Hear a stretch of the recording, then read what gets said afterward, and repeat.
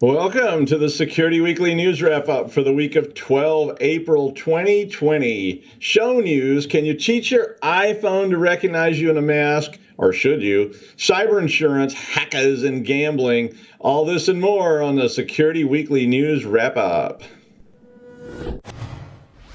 This is Security Weekly. For security professionals, by security professionals. We interrupt our program to bring you this important message. It's the show that keeps you up to date on the latest security news twice a week. Your trusted source for accurate security information and expert analysis. It's time for Security Weekly News. As technology continues to evolve and expand, so have the countless ways our critical systems can be put in jeopardy. Ransomware attacks, misconfiguration, user error, and malicious threat actors, to name a few. As IT infrastructures continue to grow and diversify, how do you ensure stable security? Core Security, a help systems company, provides an analytics-driven, layered approach to security with a portfolio that enables both proactive and reactive responses. With Core Security, you can reduce risk by limiting access, detect upcoming and active threats, test for security weaknesses, and efficiently monitor data for actionable insights. To learn more, visit securityweekly.com/core security.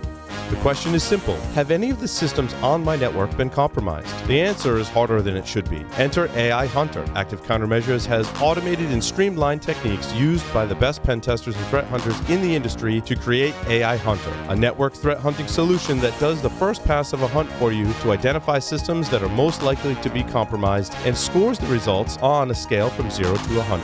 You can then research those systems in depth with AI Hunter. Focus your valuable time on the systems that need your expertise with AI Hunter. Sign up for a personal demo today at securityweekly.com/ACM. Ooh-wee. I'm Doug White from Roger Williams Online University. Actually, we weren't online, but we are now. I'm your host, and welcome to the Security Weekly News Wrap-Up shows. Let's wrap up all the show topics from this week. We're still putting out content. On Application Security Weekly number 102, Mike, Matt, and John had an interview with Brad Giesemann from darkbit.io, talking about making Kubernetes a hostile place for attackers. This is definitely worth watching if you're using containers, and you probably are using containers, right? I mean, really? There's a lot of new targeting with containers, and so watching this segment about Kubernetes is really a good idea. At least it'll get you thinking about some of the stuff you need to be dealing with as you use containers. If you're not using containers, you're going to be using containers, but you're going to use containers. On Business Security Weekly number 169, Paul and Matt did their Security Money show, which and this is another one that I always watch. This is a show where they review the Security Weekly 25 index. So if you haven't checked out that, if you do investing at all, this is a cool thing to check out. And they do all their financial updates. So if you follow, funding and new companies that are IPOing and things like that in the cybersecurity space, this is really cool. And the Security Weekly 25, which is like an index of security stocks. So it's definitely worth keeping an eye on that if you do any kind of investing at all, or if you're trying to get funding or whatever. It's a great show for that. And they always have a leadership segment for all you C-suite types and managers that's really, really good. I usually don't mention because it's just sort of a news segment, but it's a really nice segment about leadership if you are into such things. HR won't let me take leadership training because they're afraid I might become one, and that would probably be dangerous. So I'm just going to stay in the background. On Enterprise Security Weekly number 179, Matt and Paul had an interview with Terry McCorkle, who's the CEO of Fish Cloud.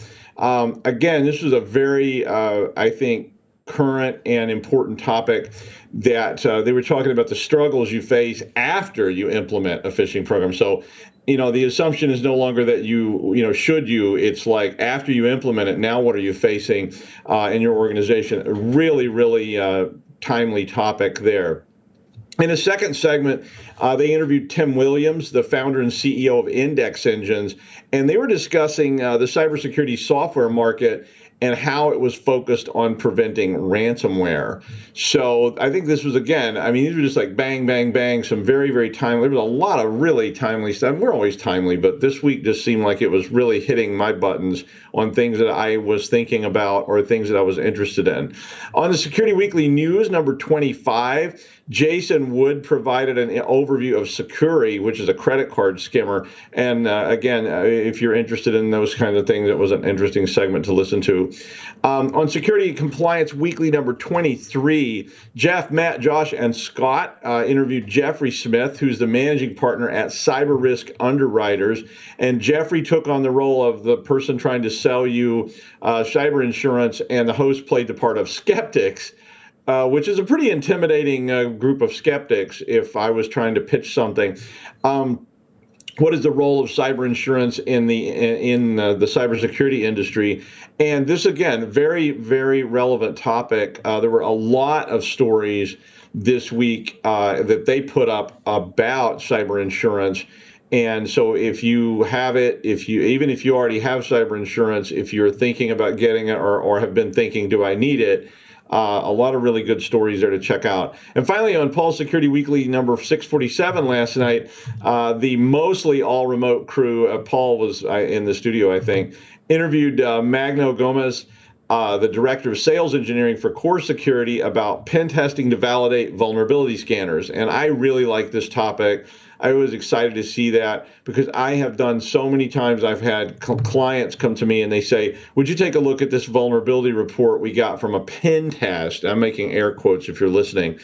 And I looked at it, and all they had done was just hit the print button on some vulnerability scanner. Yeah, and you just go, really, guys? And then my next question to my client is always, well, how much did you pay for this report? And usually it's a lot. And I'm going, you realize all they did was just push a button, and you need to do pen test. And so this is a great topic to check out. A second interview with Wade Woolwine, who's the principal for threat intelligence research at our old friend Rapid7. This topic was threat intel program strategies, and specifically the areas of investment you need to consider for your threat intel programs. And again, threat intel is one of those things that we all get asked about a lot. Should we be doing this? How should we do this, et cetera, et cetera, et cetera. So again, a really nice segment there. And as far as I'm concerned, Wade gets my award for best soldering gun in frame. And that's okay with me. Maybe you want to put a soldering gun in the background. Mine's off out of the shot, so it's not behind the curtain, but it's over there. So was really glad to see that. And of course, their news segment is always great. Drinks due to the plague. I actually decided to break out my Ordaja cognac and drink that while we were actually doing the watch party behind the scenes, watching the show. So yeah, it was kind of interesting. My favorite threat of the week is going to have to continue to be remote compliance. I keep reiterating this one because it seems like the sort of majority of the news stories I'm seeing around threats like that. I mean, there's always, very specific threats and 0 days and all these kind of things, but this just the general feeling is that it seems every week reveals some new layer of video meeting compromise, naive users combined with a vast increase in the total users of all systems, combined with a whole lot of OSINT being both desired and available from all those new users. Due to the plague, everybody is on some platform, whether it's WebEx, Zoom, Skype as well. I'm not seeing that many vulnerabilities in the apps themselves. There are some, but those seem to be fairly well in hand. But it seems to be more focused on collection of data for credential stuffing attacks or password spraying or something. Whether it's juvenile Zoom bombing attacks on classrooms to spying. All this stuff's available at this basic level. Hundreds of thousands of passwords, as we all know, are available. Some of them specifically focused on Zoom or Skype. You can pick those up on the dark web for very cheap, and which was surprising to me. There was a story this week about 500,000 Zoom accounts being available, and the story goes on to say that the credentials didn't necessarily come from Zoom. They were essentially credential stuffing acquisitions. Being able to Zoom bomb, which obviously appeals to some, kind of silly side of people's nature. I mean, that's certainly one of the, hacking kind of mentality traits that we've seen throughout history. But, that expands on up into lurking. People trying to lurk in a board meeting of the secret Star Chamber conspiracy group's Zoom hangout is a pretty big deal. And people trying to target corporate board meetings, shareholder meetings, management meetings, et cetera, et cetera, et cetera, to get the combination of OSINT that may be available in those meetings, or just to generally disrupt them and or protest and or whatever, is really driving a lot of people down at the cyber support desk pretty crazy. Mix all that together with data suddenly flying all over the place. We're seeing people developing these rapid cloud storage solutions, users being told to use Dropbox that have never used it before, people throwing up bit buckets that they never had in the past and maybe that are even in violation of the company policies, telling people, oh, you can't get on the corporate VPN. I'm just going to give you open access from here and there. Not to mention people who can't get anything working. And so somebody says, well, just RDP into your desktop and you can download those TPS reports onto your local machine. Everybody's struggling to catch up to the white rabbit of remote use, and basically trying to get both their policies updated for this whole new world, as well as just to try to keep everything running when they've got swarms of new users, often who don't know what they're doing. I had to call one of my clients' help desk the other day because their VPN access for me had been suspended due to not being on site. So if you didn't connect to it from the local site every so often, they blocked your machine, and I got locked out. So I had to call this poor guy. Hi, Daniel. Thanks a lot for helping. Sounded like he'd been in a war, like I had a student once who was actually in a war and was taking online classes and called me one time and said, I can't get my exam done. Listen to this, and held up the phone, and there was a missile attack going on. And I was like, that's a pretty good excuse. But this poor guy sounded like he had been in that war.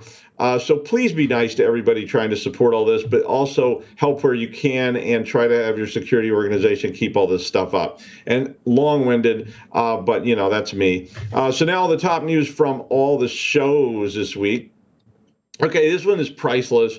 How to teach your iPhone to recognize you while wearing a mask. So it's timely. Basically, this article is telling you how to retrain your facial rec program, Face ID, on your iPhone so that it will identify you while you have on some sort of facial covering. And they go through a whole set of steps to do this. And they're calling it a hack.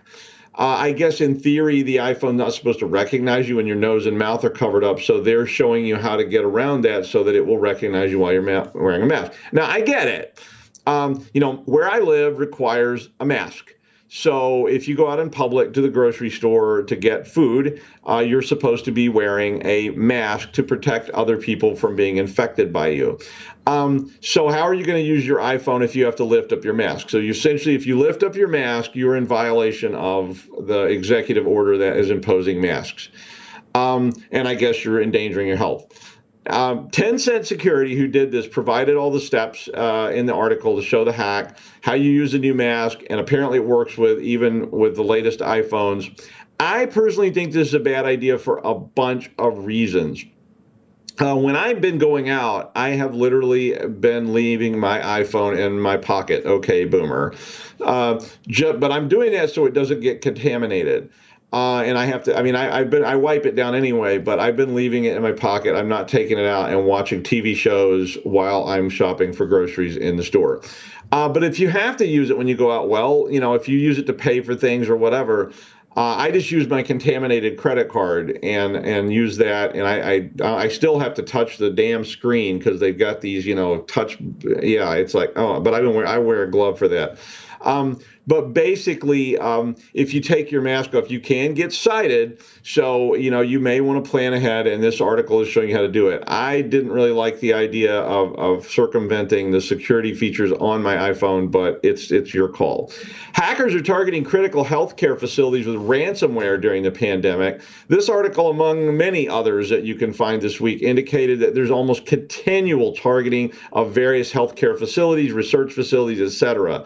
This particular article, was talking about the Canadian government, healthcare, and a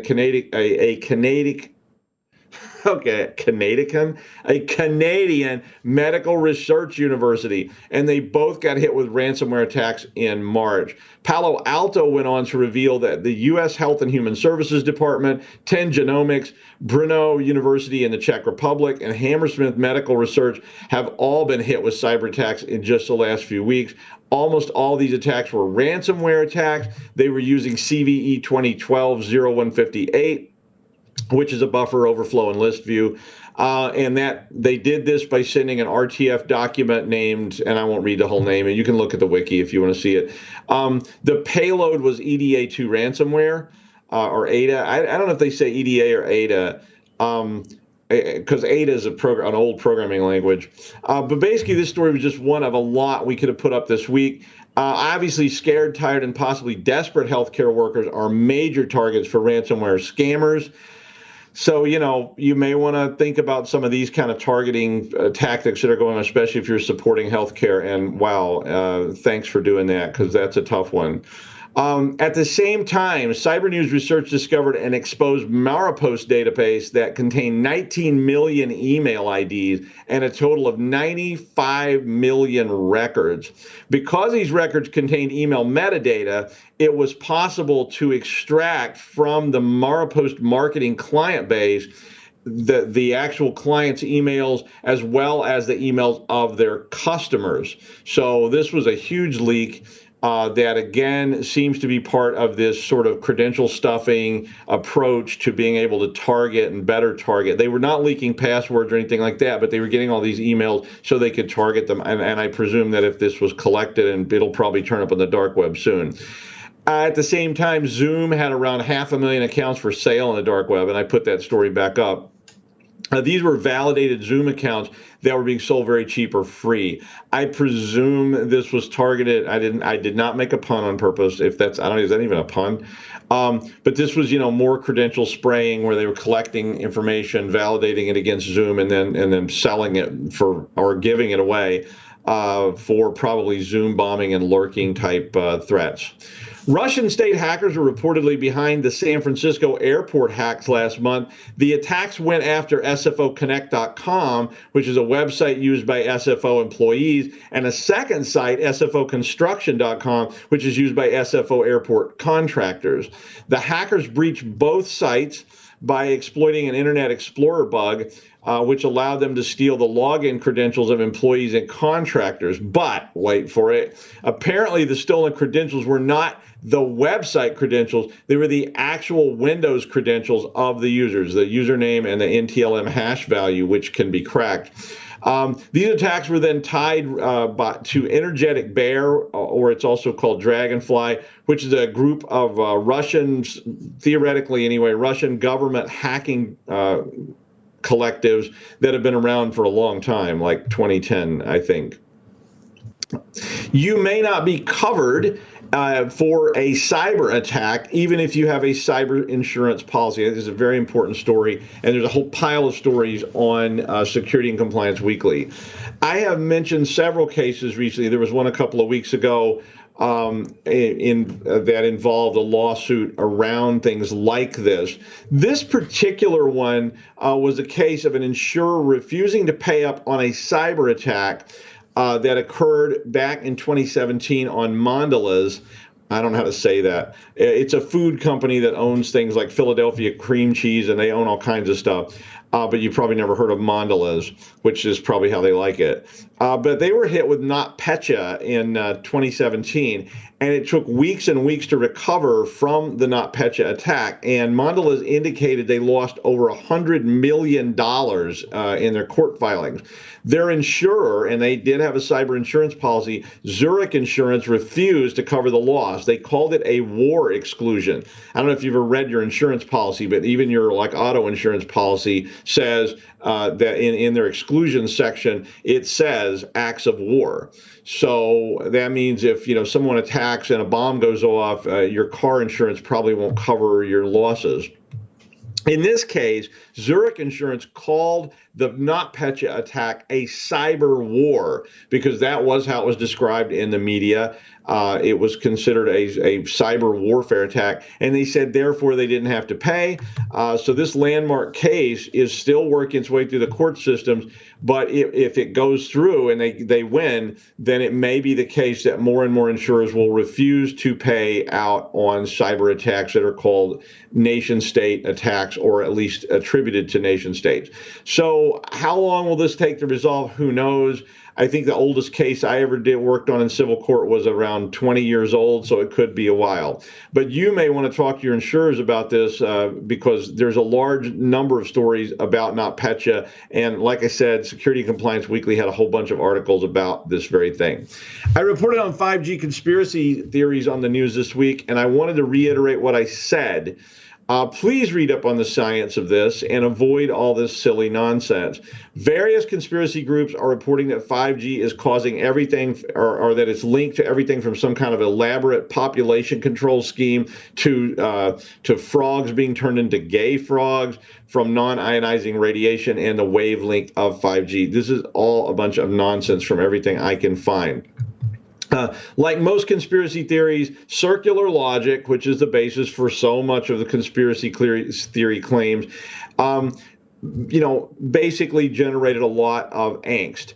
People were going out and burning down towers. I put up there were many stories about this week. I just put up one of them about people in the Netherlands who were burning towers because they're concerned about this.